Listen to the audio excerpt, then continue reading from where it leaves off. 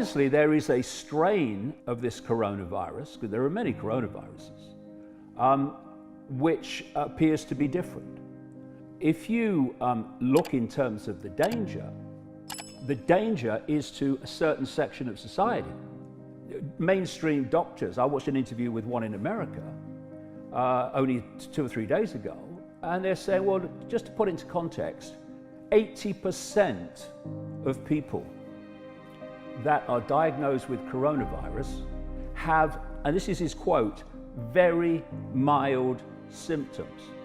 The ones that are in danger, and by the way, in danger from any virus, including the classic flu, are those that have compromised immune systems. And they are old people, elderly people, and they are people with what is termed pre-existing health problems. Why? The pre-existing health problems are putting so much pressure on the immune system, it's already weak when it's hit with this. This is why someone like that will have potentially a serious situation, and someone with an immune system in working order of any level will just swat it away.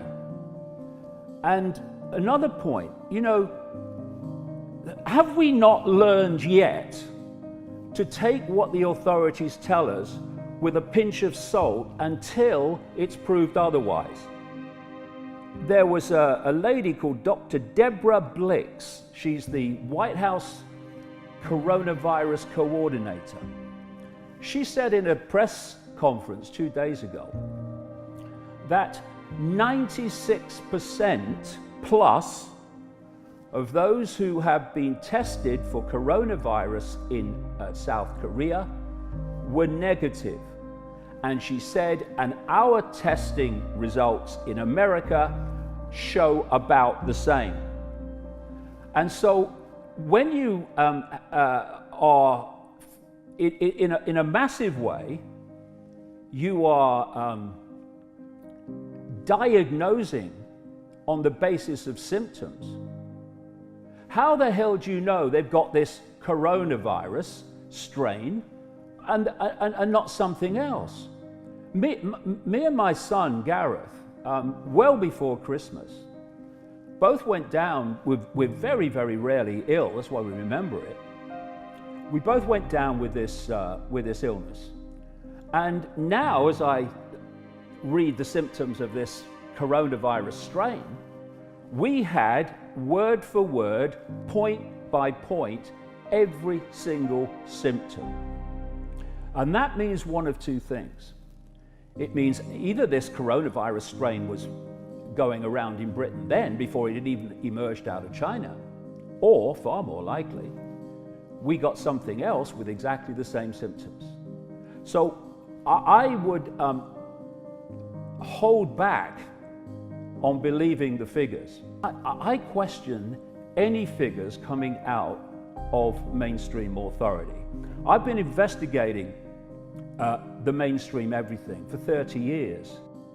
Most of the time, if they ever told the truth, they would genetically implode from the shock. So I question everything. And if it stands up, it stands up. But I don't just take it because someone in a suit has told me to believe it. For instance, you know, in 2017, 2018, 45 million people got the flu in America, according to Centers for Disease Control and Prevention figures. 61,000 died. Where was the hysteria then? 61,000 people dying. The point is, though, this is the point. According to officialdom, 80% of people that get the coronavirus, diagnose the coronavirus, and not necessarily all got it, have very mild symptoms. The vast majority of the rest have what they call moderate symptoms, and that leaves some with compromised and weakened immune systems who get the serious end of it. And they get the serious end of the flu as well, and other viruses. But what we surely should be doing is focusing on those people and doing what is necessary to protect them and their immune systems from the consequences. But to have the vast majority of the population who at most will have mild symptoms, some even no symptoms. I mean, I remember this story. One of the first Scottish people to get the virus was interviewed on a BBC local radio station. And he said, well, I had a bit of a mild fever. Well, what's that? That's the immune system using heat to kill the predator. Just perfectly immune system response. So anyway, he says, and so I got checked out, and they said I got coronavirus. And they said, you've got to go to hospital. He said, but I felt all right. I had a few aches and stuff, but I feel all right. He says, so I'll go to hospital. He said, but by the time I get to hospital, he said, the symptoms are gone. And he's gone down as a statistic, coronavirus in the numbers. So when you've got people who are getting that, even if they do get it, on a vast scale, in terms of percentage, who have that response, you get an even greater number who don't get it. And for that, you destroy the world economic system. Now, let's go back to how I started.